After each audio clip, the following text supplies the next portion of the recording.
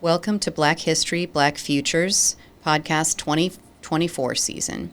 This is episode 3, The Art of Afrofuturism. I'm Hillary McAndrew Plate, Public Programming and Partnerships Manager for the City of Virginia Beach Cultural Affairs Department. And on behalf of the city, we are proud to partner with our friends at Norfolk State University and Princess Anne County Training School Union Kempsville High School Alumni and Friends Association to present this series. This series began in 2021 to celebrate and extend Black History Month programming in Virginia Beach, launching Zoom panel presentations and oral history gatherings year-round because Black history is U.S. history and it happens every day, all year long. As the series has grown, we're now excited to partner with Norfolk State University Radio WNSB Hot 91 and its illustrious director, Mr. Maynard Scales, to shift to the podcast platform, ensuring that even more students and audiences of all ages can access these valuable and dynamic discussions. Each year we focus on the annual National Black History Month theme, so this year we're diving into African Americans in the arts through 3 new podcast episodes, engaging Virginia artists and national and international artists based in other major cities. Episodes will be released in June, September, and December, and will be available anytime for download and streaming through Hot 91, NSU, and the City of Virginia Beach Cultural Affairs websites. Without further ado, I am grateful to work with 2 astoundingly intelligent, remarkably kind women who host this program and allow me the great privilege of sitting in with our remarkable guests for these discussions. Dr. Stephanie Richmond is the Associate Professor of History and the Director of the Joseph Jenkins Roberts Center for African Diaspora Studies, as well as the Director for the Sold Down River Program. And she is our digital and internet co-host and our panelist for this program. Thank you, Dr. Richmond. Our moderator and host is the renowned author and educator, Dr. Cassandra Newby-Alexander. Dr. Newby-Alexander is the endowed professor of Virginia Black History and Culture, the Director Emeritus of the Joseph Jenkins Roberts Center for African Diaspora Studies, and the Senior Scholar and Co-Founder for the Center for African American Public Policy at Norfolk State University. Her work has resulted in numerous acclaimed publications, such as Virginia Waterways and the Underground Railroad, and African American History of the Civil War in Hampton Roads, among others. She has published numerous articles and appeared on national programs for the BBC, C-SPAN, and the History Channel. Her work has garnered awards and significant grants to continue bringing attention to uncovering and preserving Black history in America. Take it away, Dr. Cassandra Newby-Alexander. Well, you're so very kind as usual, Hillary, and I just want to thank everyone for joining us in a discussion today about Afrofuturism. I am really excited about this particular topic, especially being a big fan for years of science fiction. And so I have always envisioned people of color as being a part of our future, which is not something that has been common. And so this theme that we're talking about, that the Association for the Study of African American Life and History created, they are the founders not only of that association, but of Black History Month. And of course, we celebrate, commemorate, talk about these themes of Black History Month throughout the year. And so this year, in 2024, the theme is African Americans and the Arts. And it's about exploring the concepts of resilience, creativity, innovation from a culture that often has been marginalized, but has actually been responsible for uplifting spirits and soothing souls in America for over 400 years. And of course, the arts, by the arts, we mean music, song, dance, literature, folk tales, art, and a whole host of other things, including spoken word, including fashion design. So the art of Afrofuturism is a cultural aesthetic that combines science fiction, fantasy, and history to explore the Black experience and its connections to Africa and the diaspora. But it is also a way to take the discussion of the future through the lens of blacks so that they're both present and inclusive. So African Americans, of course, have often been excluded from the future. They've either been erased, marginalized, or been the sacrificial lamb, so that at the end of the story, black people don't exist, and therefore their continuation doesn't exist. And so Afrofuturism throws that playbook out, and it goes back to, let's think about the future through a different lens, and let's incorporate and celebrate this history, this background, this culture that we come from, and lift that up and make that an immediate and present part of how we talk about our present and our future. So it is a way also that African American artists in particular have used art to preserve this history, this cultural memory, and of course empowerment. And there are these different culture movements on which Afrofuturism is a part of, and it's this continuum that we've seen, starting from the New Negro, Black Arts, Black Renaissance, which is also formally called the Harlem Renaissance, hip-hop, and Afrofuturism. And I just want to take a moment. I have representations of art pieces from three of those categories. But I wanted to take a minute just to explain for our audience this concept of the New Negro. This was something that was created by black artists at the turn of the 20th century, in part in reaction to all the stereotypes, all the negative perceptions of blacks as white society was trying to create a rationale for why black people were second-class citizens and marginalized. The creation of all these stereotypes to the point that they were globally disseminated through our commercial and our marketing systems. And instead of allowing that to happen in silence, African Americans began to write, began to speak, began to display their art to show a different side of African American history and of African Americans, a different representation that was not belittling, stereotyped, or whatever. In other words, they were pushing for empowerment.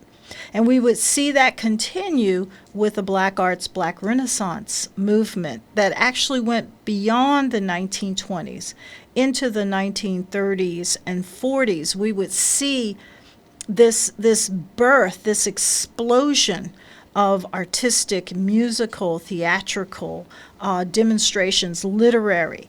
And of course, we would see scholars as well as practitioners beginning to highlight their perspective and began to show their voices so that black identity and life were more accurately depicted as opposed to put in this stereotypic box. And then we would see hip-hop, this particular movement, which often is just defined as a music genre, but rather it is much more than that. When you think of hip-hop, you think about commercialism, you think about fashion design, you think about language, the spoken word, you think about a way of life or a way of movement. So hip-hop has become much bigger, and it is one of the, I would say, the most impactful of all of these forms of artistic expression that has had a global impact, a very real and present global impact with, well, they're not young anymore when it got started, but initially with younger people and then has continued. And then, of course, Afrofuturism, which is the subject of our conversation today, that looks at science fiction, that looks at history, that looks at fantasy, and it talks about and explores the Black experience. And so with that, I am excited to introduce our amazing two panelists. And the first one is Kyra Sims. She is a collaborative French hornist, vocalist, writer, and, of course, actress who resides in New York City. She's worked with artists and ensembles such as Lizzo, Jean Baptiste, Earth, Wind and Fire, The Roots, Carole King, and a whole host of other individuals, many of whom that most people know about. In 2022, she was named the co-artistic director of the New York Neo-Futurists, a wildly prolific experimental theater ensemble that creates and performs its own work in the East Village every Friday and Saturday night for their landmark award-winning show, The Infinite Wrench. Kyra is a collaborative musician, writer, and actress. And of course, I'm hoping that she talks a little bit more about what she means by a collaborative musician and actress. I know what she means, but I hope she will talk about that, because that's part of what we're trying to do, is to make sure that people stop seeing Black history and culture through the lens of a box. She has worked both on Broadway as well as off-Broadway, originating chairs at Tony-nominated Broadway shows such as Illinois', Carmen Jones' Superhero, and Soft Power. She has appeared as a musician in the Taylor Max Pulitzer finalist work, A 24-Decade History of Popular Music. She has a long list of recording credits, and we are very honored to have Kyra Sims join us today. Our other panelist is Natasha Swift. And Natasha is a multidisciplinary artist holding a BFA from Virginia Commonwealth University. And of course, she does sculpture, performance, installation, film, and collaboration. And I want to pause by saying, if you look at the background of both Natasha as well as Kyra, they are in their element. Behind Kyra is the backstage area, and behind Natasha are creations that she will talk about in just a minute. But Natasha, in 2022, was selected as the Distinguished Fellow at the Penland School of Craft, which was recently commissioned by the SCAD Museum of Arts to perform Turning Seeds, a collaborative and site-specific mass performance. In 2019, her short film and collaborative performance entitled Remembering Her Homecoming premiered at the Africana Independent Film Festival and was screened at the Virginia Film Festival in Charlottesville. She was selected by the Public Arts Commission in Richmond, Virginia, her first large-scale public art project. She's the recipient of the Center for Craft Research Fund Artist Fellowship. She's a VMFA Fellowship awardee, and a whole list of other fellowships. She's participated in national and international residencies and exhibitions, including her solo exhibit in Doha, Qatar, in 2016, as well as being at Mass MoCA in Massachusetts, Vermont Studio Center, Spaces in Ohio, and the Carl Friedman Gallery in the UK. She's currently living and working in Petersburg. Welcome, both Natasha and Kyra. And I am interested in going into the first question, and I hope that my first question will inspire you to talk a little bit about also what is your current environment, and tell us a little bit about that. But let me start with the first question. So how does Afrofuturism express notions of Black identity, agency, and freedom through art, creative works, and activism that envision liberated futures for Black life? Yeah, thanks so much, Cassandra. So happy to be here. Afrofuturism is such a beautiful topic to me, especially as someone who grew up reading a lot of like fantasy and science fiction that often centers white stories. It's often like very colonialist to like have a whole genre that really like centers the Black experience and imagines us in the future is indeed very liberating. I really love like N.K. Jemisin, the way that she navigates Afrofuturism, and it's just very a lot of I feel like she like really runs the gamut where there's like stories where there's a lot of sort of like carefree stories, which isn't afforded us a lot in mainstream media, and then but then also addresses and has characters that are experiencing being marginalized very much like African Americans are today. So there's so many ways to tell the stories. I love envisioning a future where there is lots of carefree existing as Black people. Thank you, Natasha. Hello. When I thought about Afrofuturism through in context to this conversation, this panel, and its relation to my work, also I'm in my studio, and quite a bit of my needle felted work is around me. I a few words came to mind, and I think reimagination was a big one, and how reimagining a landscape or a situation or the identity or use of an object, the functionality of an object, I think is something that is so inherently Black, and like the way we reframe what's happening around us, sometimes for safety, or for pleasure or joy, the way we can take something and shift it out of its original use to become multi-purposeful and multifunctional. I think all of these like base level things that don't those words might not appear to be talking about Afrofuturism, but I think within my work and the stories that I'm interested in telling, so much of that is a part of it, and breaking outside of the box or doing what's not conventional. I think that is what kind of reels me in. And I think it plays a big role in how Afrofuturism and this futuristic these like stories rooted in futurism, how they show up in all those different forms of art. I'm going to get you to keep talking, Natasha. How has Afrofuturism informed your work in particular?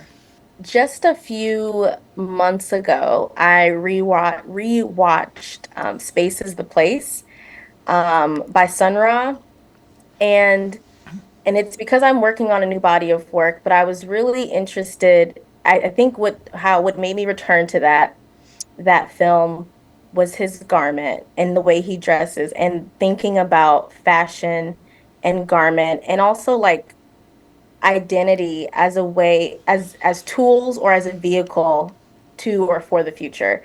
I thought a lot about what one wears on their head and how that might aid in this journey to a reimagined place or a future place. I think the way I'm thinking about my mask and these portals that become a part of the work, this channeling of spiritual energy, all of that feels like it's tied and rooted in Afrofuturism. And the the energy that I speak about within my work, these little felted vases, they look like little shapes behind me, but they're felted vases. I call them vessels of energy and vessels of spirits. So I think I'm pulling from a couple of different things. Whether it's the way energy becomes encapsulated in something, or we encapsulate energy in something to take it with us or to take us somewhere. What we're wearing, what we need to wear, what we need to cover, what's our armor, all of those things become a part of my work. And I mentioned Sun Ra because like thinking about the embellishment of his garments, the color choices, the patterning, the repetition, um, the body is heavily adorned, when he's going to space. And I think adornment plays a big role in my work. Because what are the things that my body's carrying on me as I'm being channeled or transitioning to this space? All of my figures have something on them, whether it's their face or their body, their feet or their hands, or carrying something spiritually. So I think all of that is informing my work. And Kyra, I love seeing you nodding your head because I feel like it's resonating with you. So I'm excited to see how it informs your work. And so, I yeah, oh please. I love the term adornment. That just really like lit me up. Yeah, absolutely. As Cassandra mentioned, I am also a New York neo-futurist. That is a discipline of experimental theater that deals in the present and the now. We don't play characters. We don't pretend anything on stage. Everything we write and perform about is from our lived experiences of the now.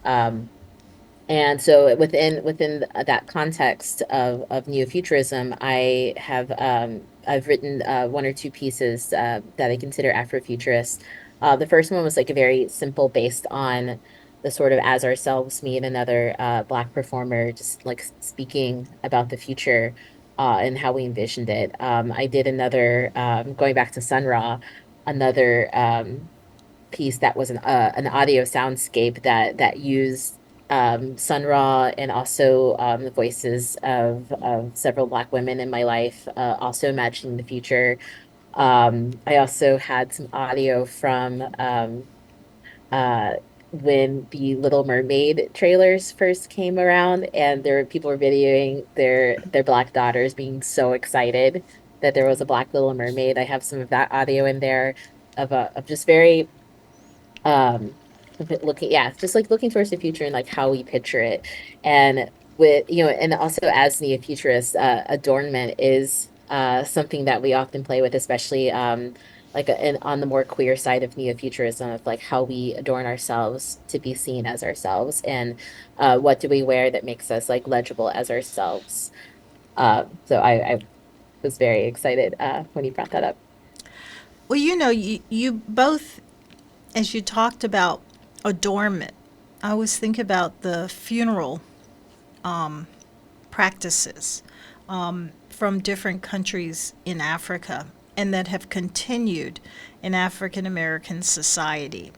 And and I was wondering, have you all thought about those particular connections and what's really being transmitted when you talk about the importance of this adornment and how it has a spiritual quality and association with that?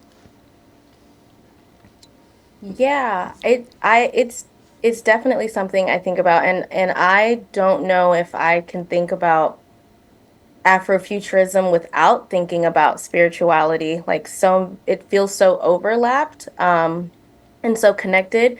But I thought about the use of the color white and painting white on one's face or dressing in white as a way to connect spiritually with the ancestors. I feel like that there are a number of ways that gesture or um, ritual appears in like American South and Black Southern spirituality practices. So I think the two, I don't know if I can say the two, like they feel like they're sisters. They, not that they can't exist on their own, but they're related. I agree. I agree. I think there is, even in just everyday experience, there is ritual in adornment. Yeah, and I think as you said, especially in Black culture, where we dress a certain way for certain situations, and we really try to make ourselves known by how we adorn ourselves, and people usually have their own sort of personal ritual of like how they get ready for the world to perceive them. It's interesting. I just want to, if it's all right for me to jump Yeah. in all the speaking of adornment and the spirituality connection to it, it brings me back to when I called you, I think it was 2 years ago, we did the Elegance and Divinity, and it was a tea dedicated to hats in Black culture and the role that adornment plays, and we got involved with Professor Green, Professor Omiemi Green over at William and Mary, who is a spiritual practitioner of the Isheshe tradition. And so she came in with the various different head adornments, and the way that they fold things means different things as far as their rank within the, and what we did was we combined a tea with a fashion show specifically to talk about how adornment indicates the past, the present, the future, the amount or the style of spiritual expression. And what you're saying is really resonating, even though that's not my lived experience, right? But and they talked a lot about how the design of those things led them into the future, that fashion was a nod to the future as much as it was the past. And there were a lot of conversations about how to carry out that event respectfully and appropriately, given the importance, particularly of head adornment, of crowns, of that I is that because you notice that in certain types of, I'm thinking movie and television depictions of Africans and African Americans in the future, but not in others. Like in Star Trek, you don't necessarily see that, but you definitely see that in, say, something like Black Panther. I'm thinking in pop culture, how are you seeing these concepts you're talking about with adornment and fashion playing out in pop culture right now? I didn't say it was Star Trek. You would, because you get Whoopi's hats. Oh yeah, Whoopi. That's true. Iconic I'm thinking like Deep Space Nine The and Whoopi Discovery hat. when we first start seeing African American captains, right? Yeah. Like 6 series in, right? But I didn't think about Whoopi. I forgot Whoopi was especially in on there. That's Nexus. true. Yeah. The Nexus movie that she's got all the hats, and they That's change true. depending on her connection to the Nexus. Yes. No, it actually reminded me of Nadia Korafor's Binti novella series. If anybody's read those, there's one point at which the alien turns her locks into tentacles. And that's like part of the reason why the alien species reached out to her in particular, was because her locks were understandable to them, because their sensory organ, right, was these tentacles on their head, and she has this meltdown, right? The character has a kind of a crisis of identity when she wakes up and discovers that this has been done to her. And then when she goes home, she has to wrangle with what has happened to her hair, and how that's changed her identity. And it's, really striking. So I would say if you haven't read that novella series, it's wonderful. But it definitely plays with a lot of these ideas about adornment, and because she talks a lot about how she puts clay on her locks. That was what her tribe did, and she brings that into space with her. Well, I immediately, when you all were talking about the white clothing, or, dressing someone in white, I thought about all of the baptisms that happen, especially in the South, and historically, that people wore white, especially if they were getting baptized in rivers, in lakes and so forth, that European society does not define white in the same way that African societies define white. And their definition is very spiritual, but it is not what people think. It doesn't have a good or evil representation, but it has a more of a spiritual connection with the afterlife, or with, I would say, a different dimension of reality. And I was wondering, do you all incorporate any of that into your work?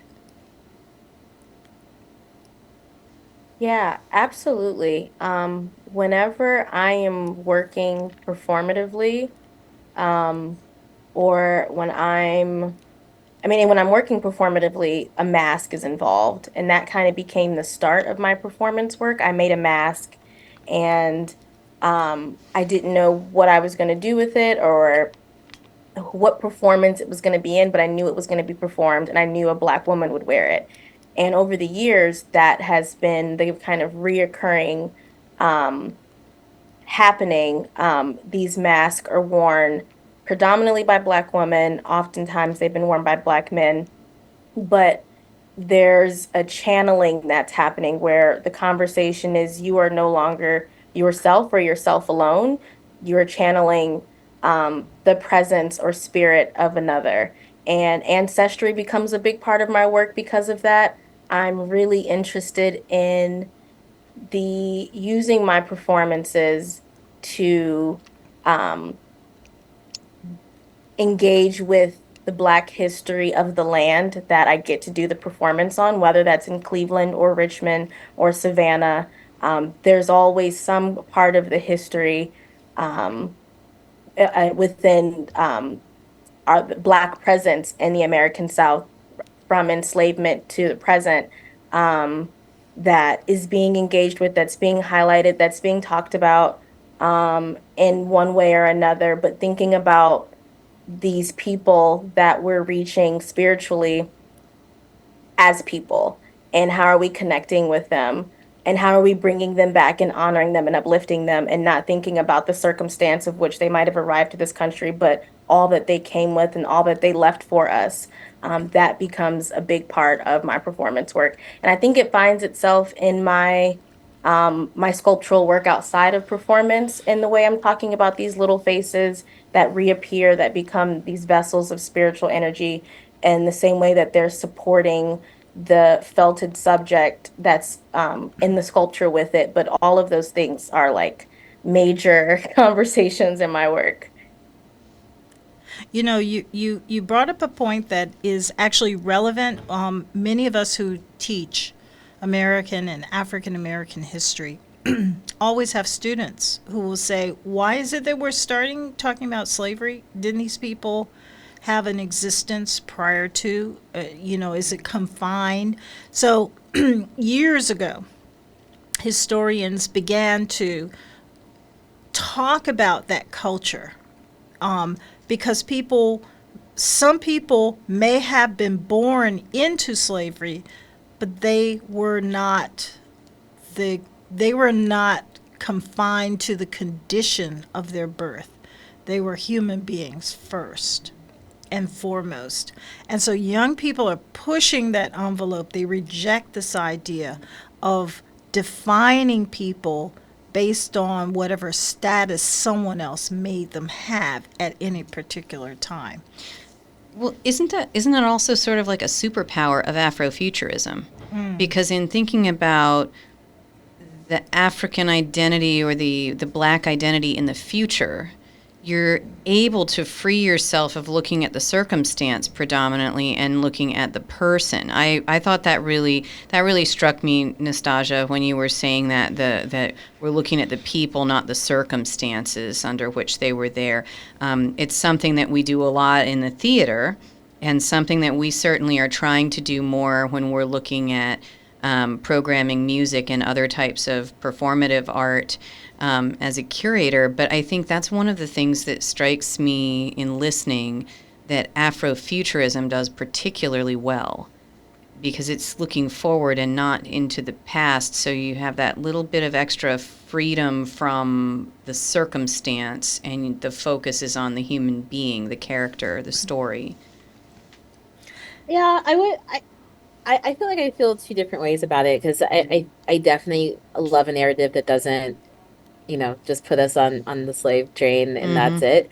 I do think, there are ways of doing Afrofuturism that kind of like lives like alongside the circumstances but Mm. doesn't censor it. Like thinking specifically again, like M.K. Jemisin has The City We Became. I read the short story version of it, and it is very sci-fi. It's a very like magic realism also elements, but it definitely kind of lives um, in a world that still like has like the history of slavery and systemic racism, and the sort of creatures that are like rising up sort of against the main character, like are like kind of are embodied in like the bodies of policemen that Mm. then sort of like form into like this like mass of just like limbs and badges. And I think there's so many ways to tell these stories. And I just I don't want to like dismiss that is Sure, one way to sure. like tell it like alongside the circumstances, but Hmm. not censor the circumstances.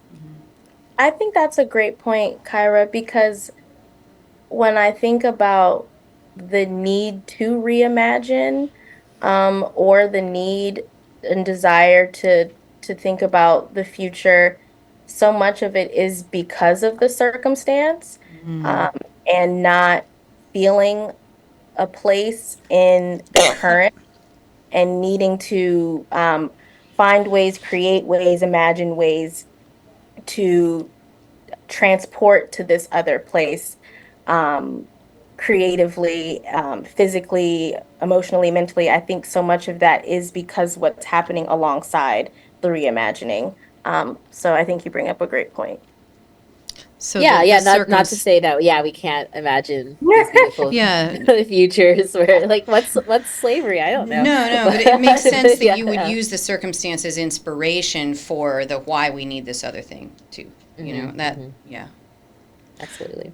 Well, you all reminded me of of this image that I selected that you see here with this woman whose eyes are actually blended into a knife, and this hat that's there that represents so many different things. And so that leads me to really ask this next question: how has Afrofuturism impacted music, theater, film, art, and fashion? And you don't have to speak to all of those, but I'm going to give you some freedom, wiggle room, to try to speak to some of those. So, Kyra, can you start us off? Yeah, so about 5 or 6 years ago, I decided to write a poem a day for Black History Month, and each day had a different like person as the subject. And one day I did Janelle Monáe. It was very short. I think it said the future is a Black woman in a tuxedo, and she doesn't give any F's about your um, word for male approval. I think you posted that on socials though. I I think as did. I feel I like I've did. seen that on your Yes. Um, and yeah, it's so because that was one of the first like images of her that I saw was when she was in that era of sort of like you had the pompadour and the tuxedo and this embracing of like both the masculine and the feminine. I get really excited, especially like in Afrofuturism when it blends like both like the Black experience and the queer experience of of of just like redefining what it means like to be a person moving through this world, especially a Black person moving through this world. So I think Janelle Monáe has done so much with that, and still is doing so much with that. I think the movie Nope is probably one of my favorite. Like of like current, like I would qualify that as like an Afrofuturist story of and that kind of goes into what we were talking about earlier about it really it was just like a story. It really, was alongside the circumstances, but the circumstances were not censored at all in that movie. You knew they lived in a world where there had been slavery and systemic racism, but it wasn't like the central plot point right. of the film. It was them, running their father's business and wild alien things happen. It's a great movie. That's what I have from the top, but yeah, I want to pop it over to Natasha. Yeah, I think what the impact Afrofuturism has on all and more of these fields and topics, I think it opens it opens the box, or maybe it completely smashes the box where there is no box, Hmm. and it's not just about making it bigger, but it's just as an open space. And I think it allows for the possibility of something beyond what anyone says it should be. It's no longer one dimensional.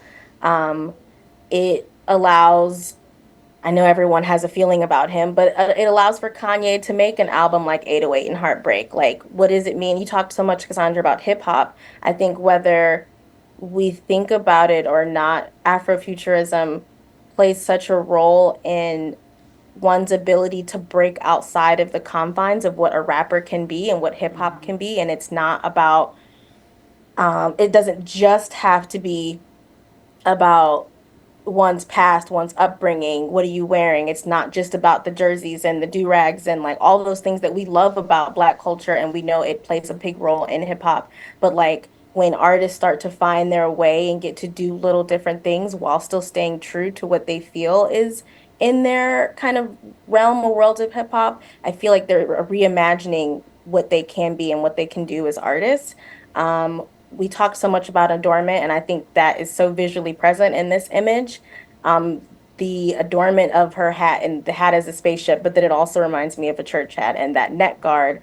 And I thought a lot about armor, and I know I spoke a little bit about it before, but like one's thinking about adornment and armor and one's like what they're wearing on their body to protect or soothe or comfort or aid in their journey. We see that so much in fashion, um, even down to like the now adornment of like Crocs and these little like I forget what they're called, but these little like Gibbets. embellishments. Yeah, the I have them gadgets, all like over my house. It's for right, the but like 9-year-old. all of these little things that I think consciously we're not aware of how they play a role in adornment and embellishment and maybe larger conversations that are a part of that, but it's it's everywhere. Yeah.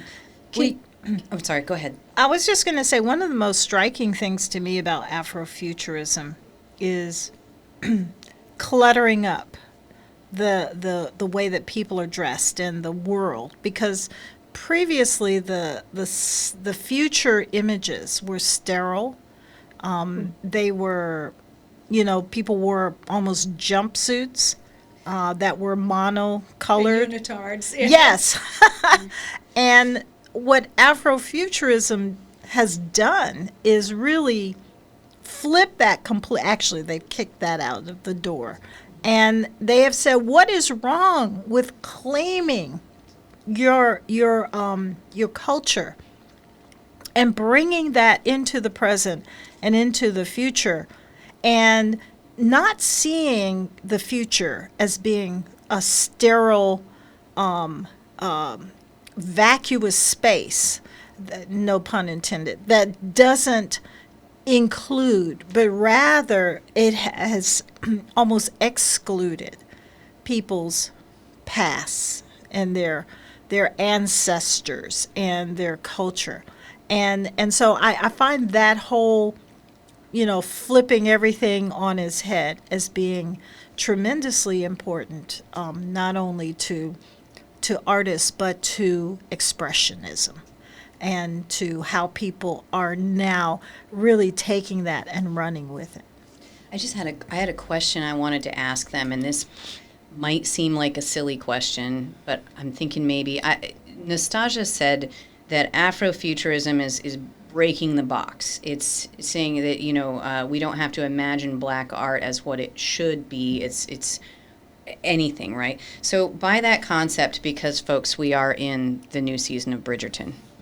Does Shonda Rhimes' works and Bridgerton, does that technically qualify as Afrofuturism because it's reimagining a past that is far more blended and Afrocentric? Like, can it be classified as Afrofuturism if it's reimagining the past, or is it only if it's reimagining the future? And that's just me asking because I'm not an Afrofuturistic artist. So where do you fall on that? Is that piece of current pop culture embracing Afrofuturism by rewriting the past, or is it something entirely different? Yeah, I guess I would think of it as more of like a alternate universe, like fan fiction of Hmm. of that period of time.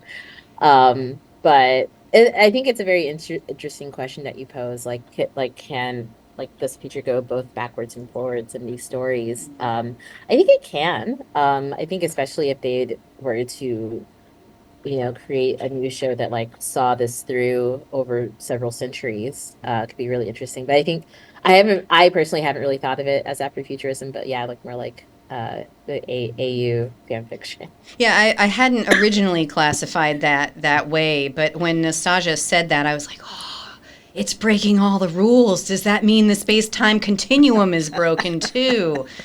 What do you think, Nastasia?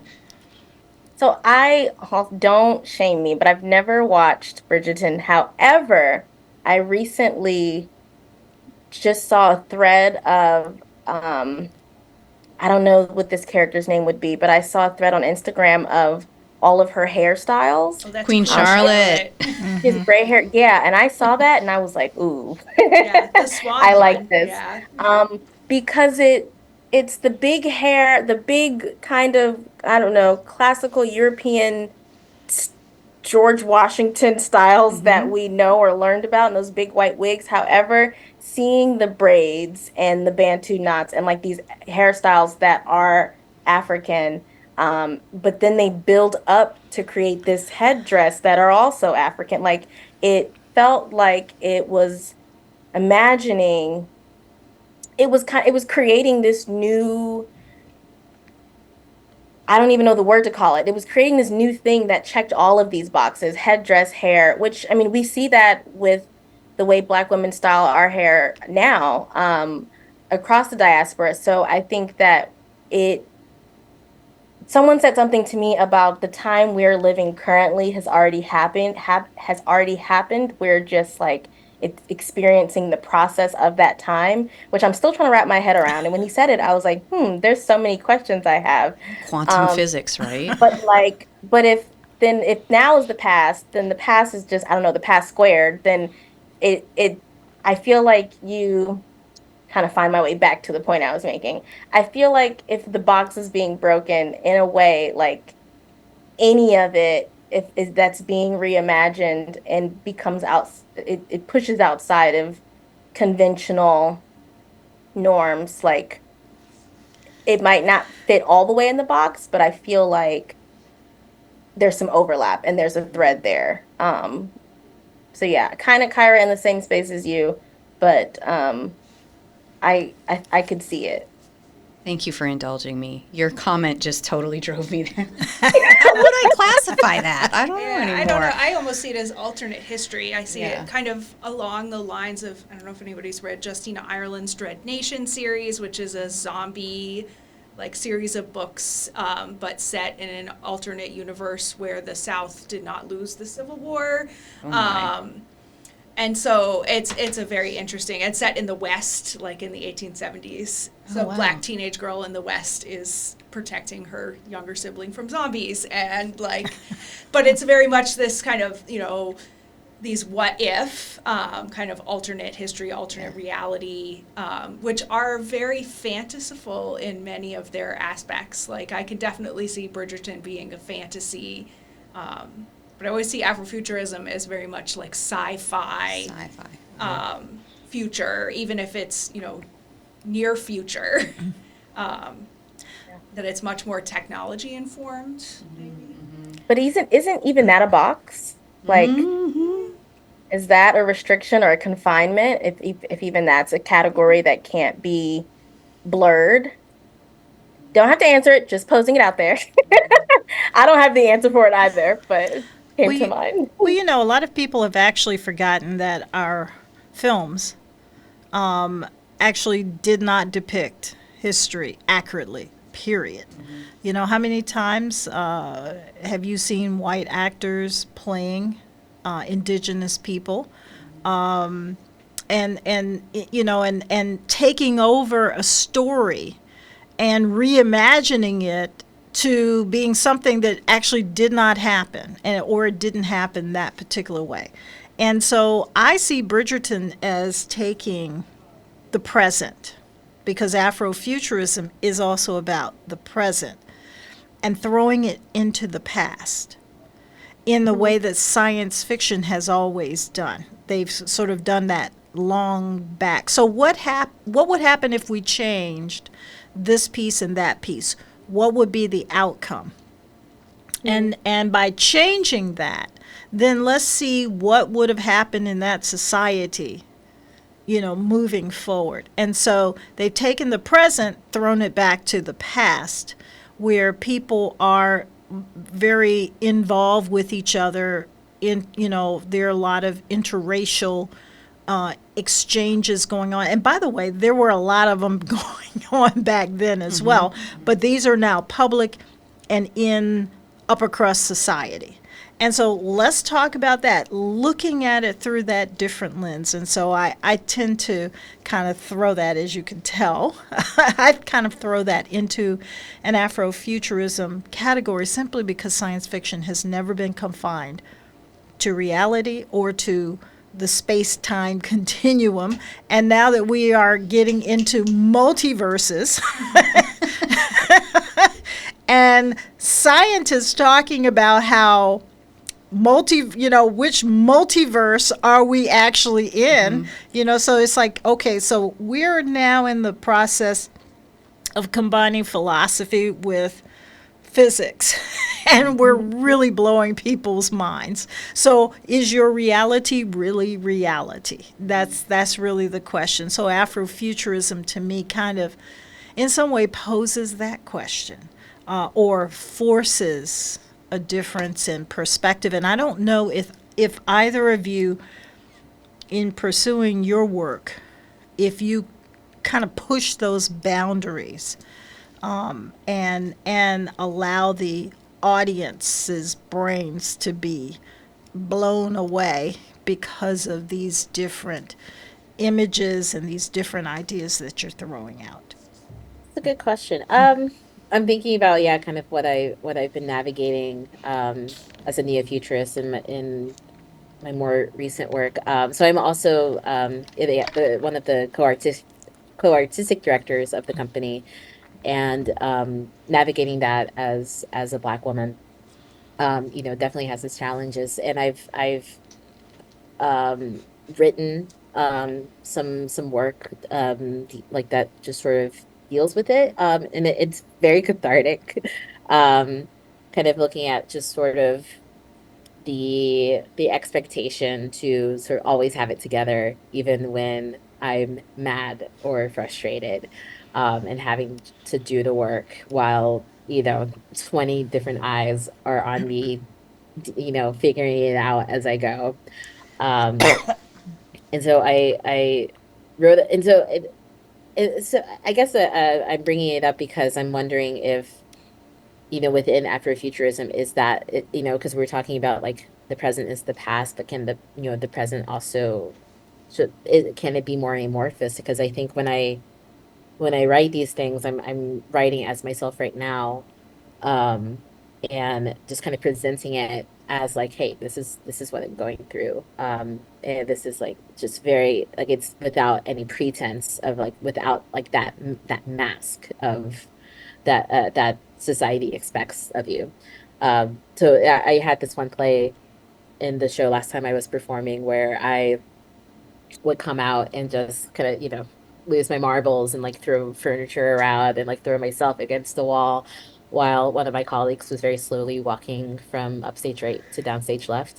And then I have to explain the show a little bit really quickly. We have a clothesline that goes across the stage with sheets of paper on it, with the numbers 1 through 30, and each sheet of paper represents a play that we've written for the weekend of shows, and the audience decides what order we perform them in, and when they shout a number, we pull it down and perform that play. So in this play, the my colleague would slowly walk downstage as I'm freaking out, and then they would jump and grab one of the numbers themselves, and they would tell me what play it was, and then I would have to set that next play up entirely by myself after, lots of like high energy freaking out, and the rest of the cast would just come and quietly observe me while, even if it was like a big setup, I was just moving everything by myself. And so it's sort of, 'cause I think, yeah, like taking experiences and like putting it in the abstract, like, is that, even if it's in the present, is that a form of Afrofuturism? I don't know. Um, I'm starting to ask myself why I started down this road. So I don't remember where I started. Um, which is also time is an illusion. There you go. Well done. And that actually leads me to another question. Some scholars trace Afrofuturism to the works of Miles Davis and Herbie Hancock when they used synthesized sounds, and George Clinton with his Mothership Connection. What do you see as the origins of Afrofuturism? Natasha, I'm going to let you take a first stab at that one. Yeah, so I thought a lot about this question. So to make my answer make sense, before we got here, you were talking about the difference in um kind of white-centered futurism being this like leotard jumpsuit, nothing was on the body, and I didn't something came to mind, but then we shifted questions.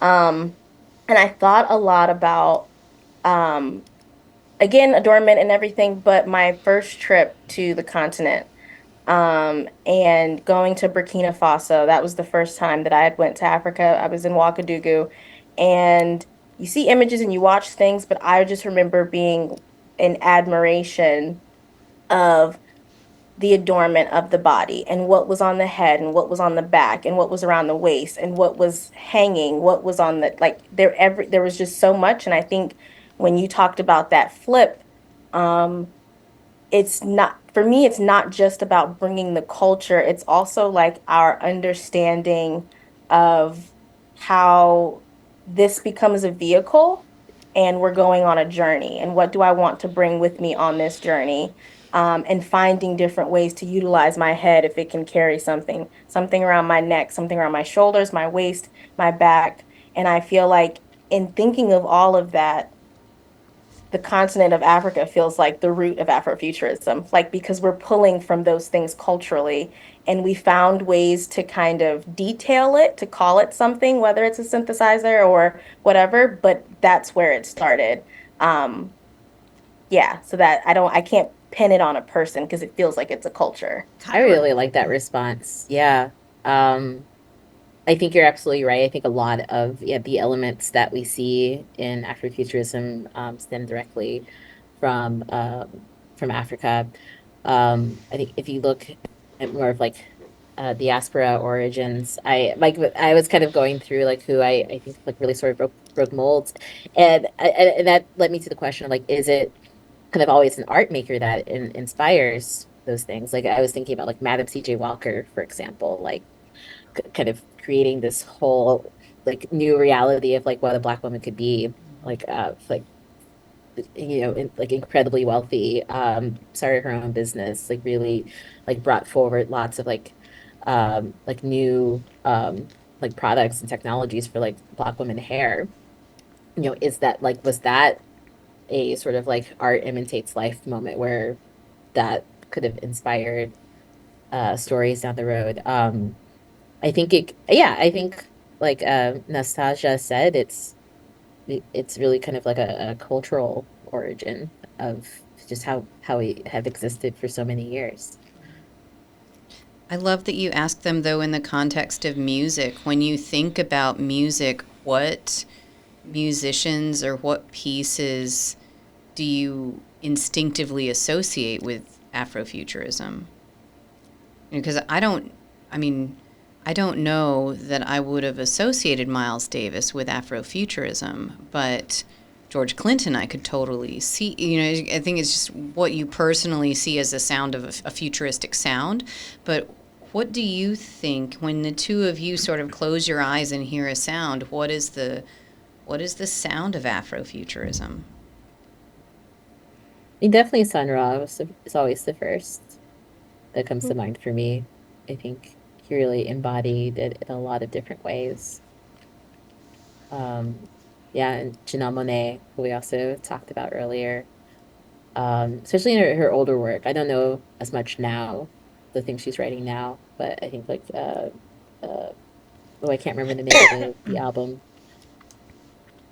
I can't remember the name of the album, but I think she's definitely dealt in it. There's a Beverly Glenn Copeland was He is a trans black man who really like brought the synthesizer into the 80s, 90s, like was one of the first to really like create a full album that used this specific type of synthesizer that he uses on it. Big fan of his. Yeah, I'm really good at answering a question with a question. And some people around me hate it. But thinking about Afrofuturism beyond like the tropes, for lack of a better word, or characteristics, or these things when we think of it, it's like, okay, to be Afrofuturistic or to be futuristic in general, it has to do this, be this, or sound like this, and how so much of that kind of feels contradictory. But also to think about like at different points in time, would a new thing or a new occurrence or a new sound be futuristic? Like we attribute country music and the blues to Black people. Before those things existed, when the first person did it, would that have been considered futuristic, even though it had sound nothing like Sun Ra, and sounds nothing like the sounds that Kyra you're mentioning with Janelle Monáe? So I feel like that's why I say it's hard to like if we're talking about it in in through the lens of like it has to do certain things. Like with the conversation around Beyonce's album, and everyone's like, it's not a country album. Does country have to do certain things to be considered country? Does R&B have to do certain things to be R&B? Like what, when do we get to decide that something is um a futuristic version of the thing we've already experienced or that we already know because it's doing something different? So I think that I'm curious about you guys' thoughts on that, but also that's my way of cheating out of giving you a direct answer. No, I'm really glad you're keeping us honest because you're absolutely right.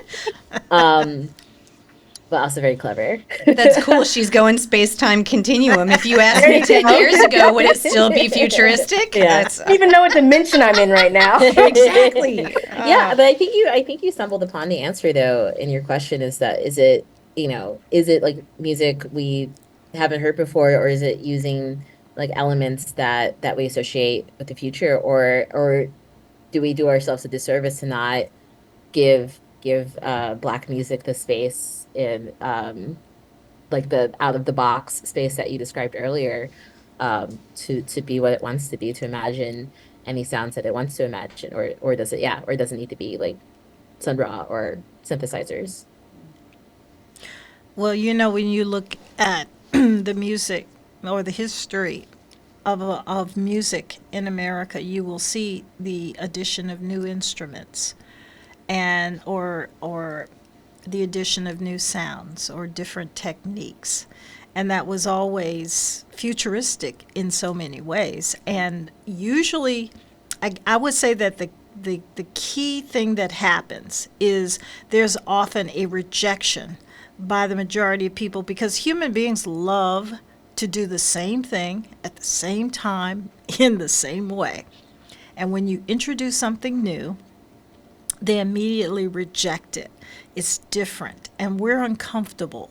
As creatures of habit, we're uncomfortable with the difference. But then over a period of time, we adapt to those differences because if you don't adapt, you die. And so as we've adapted to those differences, they then get looked upon as something new, as futuristic. And it appears that as human beings have developed and grown and exchanged ideas and information and experiences, that we see these breakouts where people start doing new things. I was going to add to that. One of the things I feel like is missing from this conversation is the connection between Afrofuturism and the uncanny. That it's when does it feel not quite like normal? Like when does it feel not quite of this dimension, right? And maybe that's the key, right? Because, and depending on the point in time, right, it could be synthesizers with classical music, right? It could be you The know, banjo, because it was a new a instrument. new instrument, right? That so much Afrofuturistic literature and film has these moments where you are, the audience is out of place, right, in some way. Um, and that, going back to that question, I was thinking about like African spiritual tales, right? And so many of them deal with the uncanny, right? With places that don't feel like they're in this world. Um, and that's such a key piece of the genre in some ways that maybe that's a way to think about it. So obviously, this conversation, we hope, will spur some real additional creativity from the two of you. And we hope that you will share that creativity with us. And that really leads me to this question about asking you to describe your experiences in developing works in music and or the arts that really reflects Afrofuturism. So, Kyra, I'm going to ask you first. I think for me it's not a process that I really like think a ton about. I think because of what Anastasia has really said, that where it's like it's kind of whatever we want it to be, right? It's this really beautiful space where we can explore and experiment and decide for ourselves like what it means to work within this genre. I like when I made the Afrofuturist audio piece, like I use Sun Ra like as a bed, but I was so excited to use like the voices of like my colleagues. I also just like I use like found sound. Like I at the time I was making it, I had this very creaky chair that I ended up recording and doing like vocalizing while in the chair, like to just kind of evoke like a grandmother on a porch in a rocking chair. Like I really loved like having that texture in it of like I I I I I think in my personal art making, there's a lot of like marriage between past, present, and future, like all kind of coexisting all the time. Um, so having like the grandmother in the chair with like Sun Ra in another room, I actually did like played Sun Ra like on a speaker in another room and then recorded it. So it was like had this distance to it as well. And so that my friends' voices were sort of then mixed in to that kind of blurry space. And I also included some music from Coolio, who had just passed away. I think like in the week or so that I was working on the piece. And I used his song See You When You Get There. Because it was I think the whole thing was sort of like a question of like, yeah, like what is next? Well, we definitely know what's next for the individual is, where Coolio is now. Um, so kind of thinking about that aspect of the future, and then of course the Little Mermaid audio. Thank you, Natasha. Yeah, I can the I brought up a new body of work, but I didn't go into detail about what's happening with it, and I think that speaks directly to Afrofuturism and what I'm pulling from. I specifically chose to rewatch Space is the Place because one of my figures, there's six new sculptures that are going to be made, and each of them, um, the entire project is has been researching different hoods as a garment and looking at these garments across generations and geographical locations and looking at the subjects who wear them, the difference in language around each subject, and then a new body of work would form out of that. And I haven't started making it, but I've spent 6 months researching it. So I've pulled from texts and archives and sound and film and imagery as well as other artists and uh, both performance and visual. Um, and I think that what's happening with one of the six, and it's the title is actually pulling from a Sun Ra title. He has a song called Night of the Purple Moon, but felt like day and night. And I've shifted that title, or at least a part of it. I'm still figuring out the other half, but I've shifted that to be night, as a knight with armor, Knight of the Purple Moon.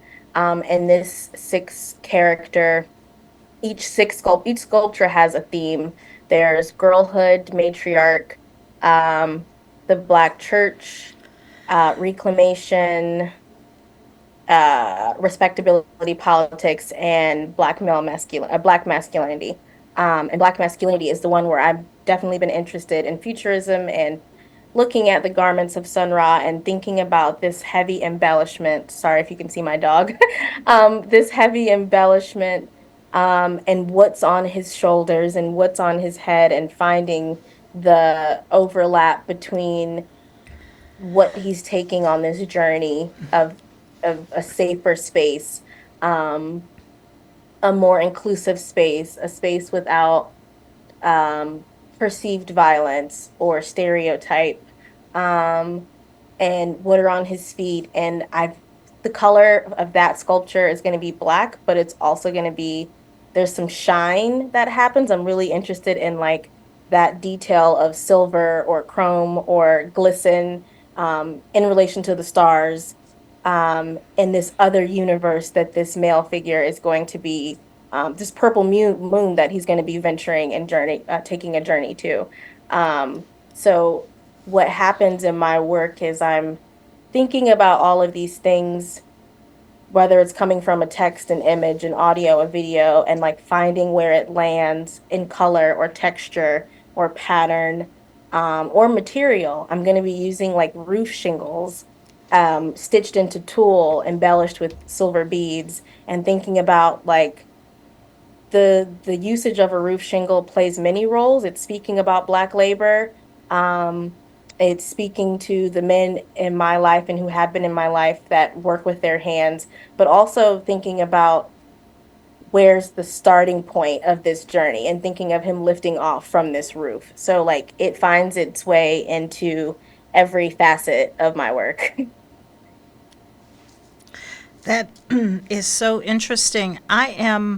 We're close to the end of our discussion, and I want to give time that we can really kind of dissect this last question. And you all have kind of hinted at some of this, but I wanted to explore this. So, what are the ongoing challenges for Black artists engaging in their fields from the perspective of Afrofuturism? So, Natasha, you want to start that one? I think it goes back to what I was saying before about what's possible. And and before we were talking about, I think, film or music, but what characters we get to play, what characters we get to create. Like I'm currently reading Cast, The Origins of Our Discontents by Isabel Wilkerson, and thinking about this hierarchy and where Black people are supposed to be and the roles we're supposed to take on and how we're supposed to behave and speak and live and walk and move and exist. That goes for all of us within the subordinate caste system. So anything that goes beyond what's been set for a Black person, an African person, a person of color, I think you start to disrupt a system and you start to challenge, one's power or perception of power and perception of control.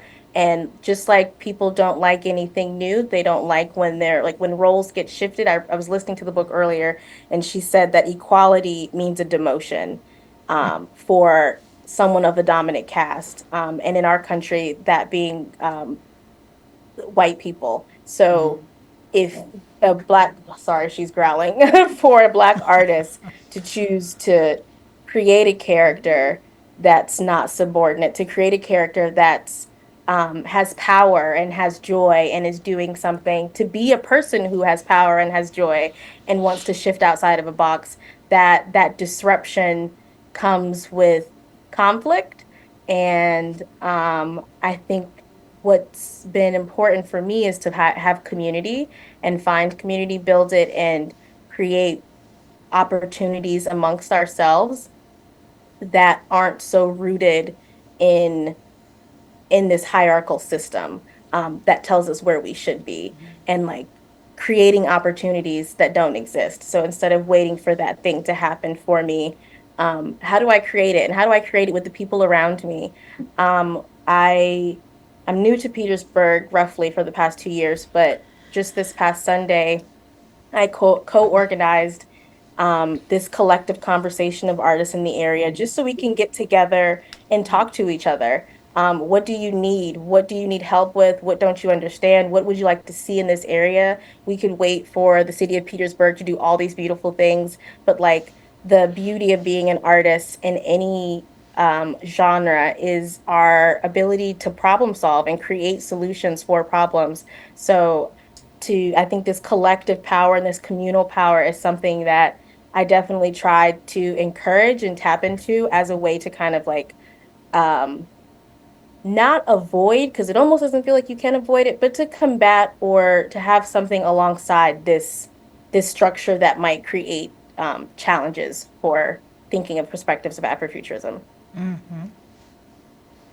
I'm so glad you brought up something you were reading and then went into what you said next, because it made me think of like something I started doing maybe 9 or 10 years ago that I really love, and I wish I talked about it more. I just don't think to. Is when I'm reading a book, especially a book where the author chooses not to like really like uh, explicitly describe what a character looks like. I just make them black in my head. And it was something I realized I wasn't doing before, because, so much of our media is so white centric, but just in my own like personal practice of like consuming literature, like especially like when I read a lot of fantasy novels. It's like I really book I'm reading right now is like, what if the Napoleonic Wars had dragons? So it's like, well, yeah, why can't the main character be black? There's Oh, the dragons. Temeraire series, those are. Yes, yes. I love That's what I'm reading. those. It's so good. I'm on the second one. Yeah, I made the main character a black man, Yeah, well, yeah. and They never. That's true. They never describe him. They they really describe the don't describe women, what he but looks not the like. men. Yeah. Yeah. I'm glad you brought that up because as soon as you said that, I remember we had a conversation in the audience, in the office, where you talked about that. You don't talk about it necessarily a lot, but you were like, "Oh, I just imagine that person is black." I was like, Oh, funny. that's really That's interesting. probably around the I time I wonder- started doing it. Is Yeah, when we I mean, worked together. because that has actually come up in some like book club discussions about like how do you paint the character when there's no distinctive painting there. I think that's cool that you brought that up.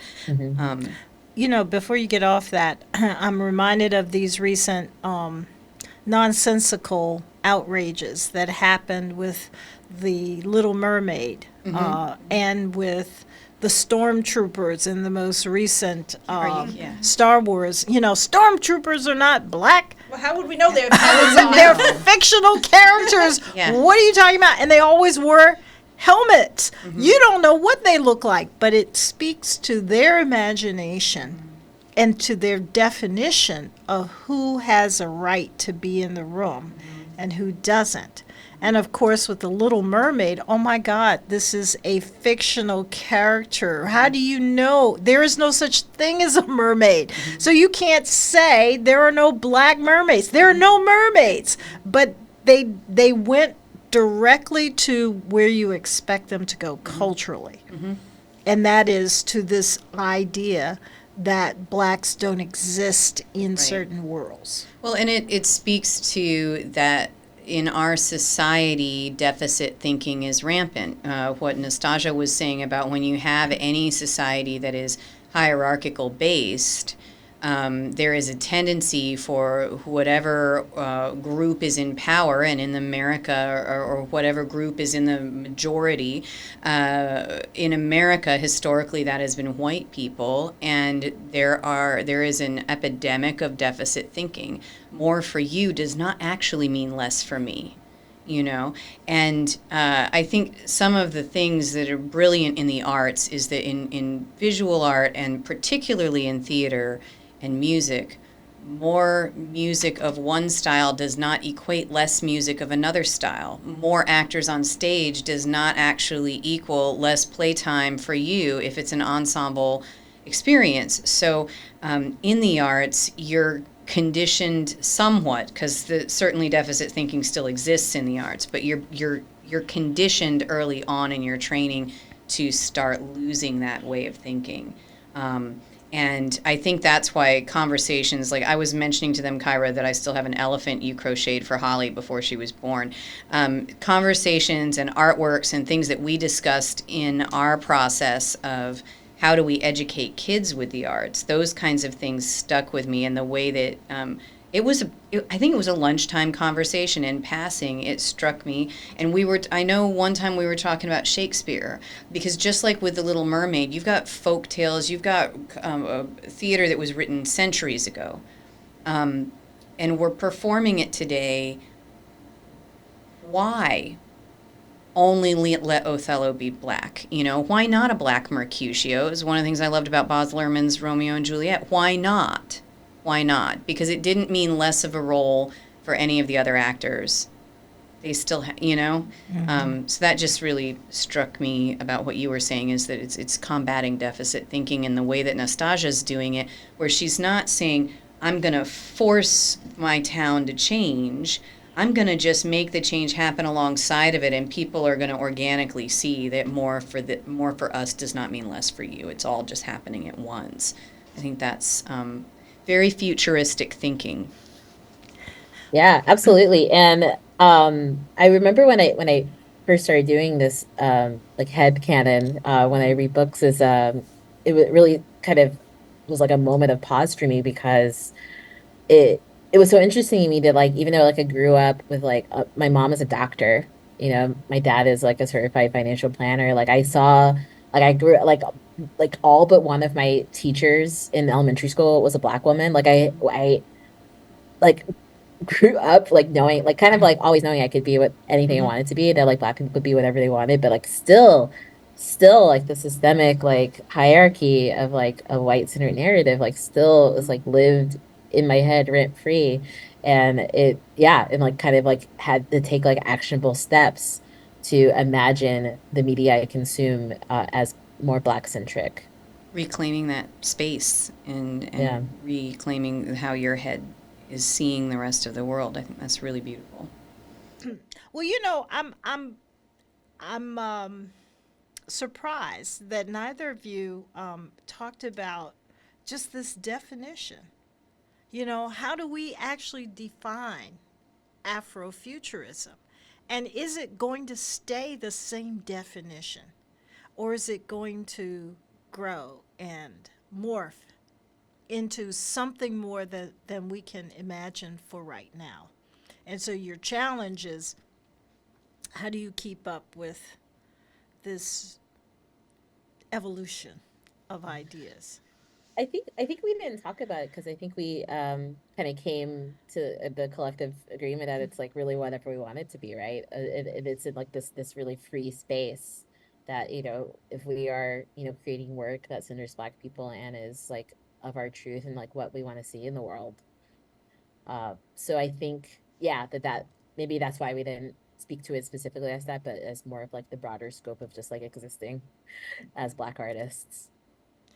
And I think that to end on that note is really important and key, and that is allowing the space for Black artists to define what their space is and where they're going in the future. So looking back, having that Sankofa moment of looking backward to really pave the way for the present and the future is so important. And with that, I am handing our discussion back over to Hillary. Oh, thank you. I want to take a moment to thank everyone. Nastasia, it's been a pleasure meeting you. I'm very grateful you made time for us today, and I loved learning from you today. Kyra, thank you for joining us from the dressing room on Broadway. I am so excited to see your beautiful smile. It's been far too long, and I'm grateful you joined us So today. long. I miss you. I miss you too. And you both gave us such an exciting conversation. And thank you, Dr. Richmond and Dr. Newby Alexander, for being my partners in education with this series, and all of the folks at NSU, Stevelyn Adams, who and Alex Dye, who handle all of the marketing that we'll be doing in the future for this podcast series. This episode will release in December as we look to the future of 2025. And our first episode, if you missed it, was released on June during Juneteenth week and can be live streamed. There's also an episode in September. Thank you so much for the opportunity for the 2024 podcast series. I can't wait to see where we venture in 2025 and what adornments and ideas and needs and challenges we're going to encounter there too. So thank you all, and until next time, keep learning.